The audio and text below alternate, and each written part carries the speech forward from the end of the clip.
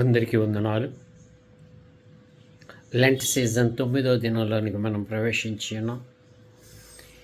ఇప్పటి వరకు మనం మాట్లాడుతున్న మాట ఏంటంటే శోధనని జయించాలి అని చెప్పి. మనల్ని సృష్టించిన సృష్టికర్త శోధనని జయించి సాతాన్ని గద్దించి 40 దినాలు కూడాను ఉపవాస క్రియలను ముగించుకొని దేవదూతల చేత పరిచర్య చేయించుకొని మరలా ఈ లోకంలో అనుదిన ఆయన చేయవలసిన పనిని మొదలుపెట్టారు.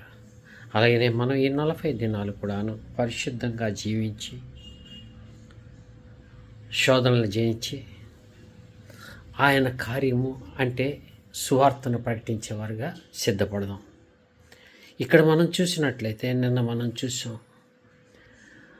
ఆదామును అడుగుతున్నాడు, దేవుడు ఎక్కడున్నావు అని చెప్పి. నీ కేక విని నేను ఏం చేశాను, దాక్కున్నాను అని చెప్పి అంటున్నాడు. దేనికి దాక్కున్నాడండి? అక్కడ ఎంత చక్కగా చెప్తున్నాడంటే 3వ అధ్యాయంలో 11వ వచనం, అందుకైన నీవు దిగంబరివని నీకు తెలిపిన వాడెవడు, నీవు తినకూడదని నేను నీకు ఆజ్ఞాపించిన వృక్ష ఫలములు తింటివా అని చెప్పి అడిగాడు దేవుడు. నిజమే, తిన్నాడు ఆయన. తినిన తర్వాత ఏం చెప్తున్నాడో తెలుసా?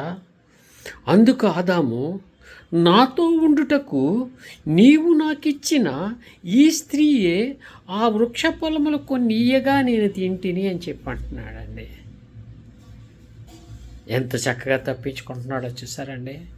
నీవు నాకు ఇచ్చిన స్త్రీ అని చెప్పి అంటున్నాడు. నరుడు ఒంటరిగా ఉండటం మంచిది కాదని చెప్పి దేవుడు ఏం చేశాడంటే ఆదామును పెట్టి ఆయన పక్క ఎముకను తీసి మాంసము పక్కటెముకను తీసి పూడ్చి జీవవాయుది స్త్రీగా చేసి ఆయన దగ్గరికి తీసుకొచ్చాడండి.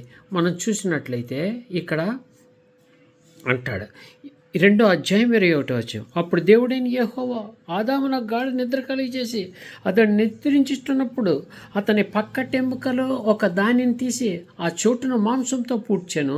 తర్వాత దేవుడైన యెహోవా తాను ఆదాము నుండి తీసిన పక్కటెముకను స్త్రీగా నిర్మించి ఆమెను ఆదాము వద్దకు తీసుకొని వచ్చాను. అప్పుడు ఆదాము ఇట్లా, నేను నా ఎముకలో ఎముక, నా మాంసంలో మాంసము అని చెప్పన్నాడు. నరుని నుండి తీయబడిన వాడు కనుక నారి అనబడినని చెప్పన్నాడు. ఎంత చక్కగా అన్నాడండి. దేవుడు తీసుకొచ్చినటువంటి ఆ యొక్క ఎముకను మాంసం చూసి నా నుండి తీయబడింది, నారి అనబడుతుంది, నాది అనబడుతుంది అని చెప్పి అంటున్నాడు. ఎప్పుడైతే చూసారో శోధన వచ్చింది, దేవునికి వ్యతిరేకంగా చేశాడో, ఎప్పుడైతే దేవుని తాలూకా మాటను తృణీకరించాడో, శోధనని జయించలేదో,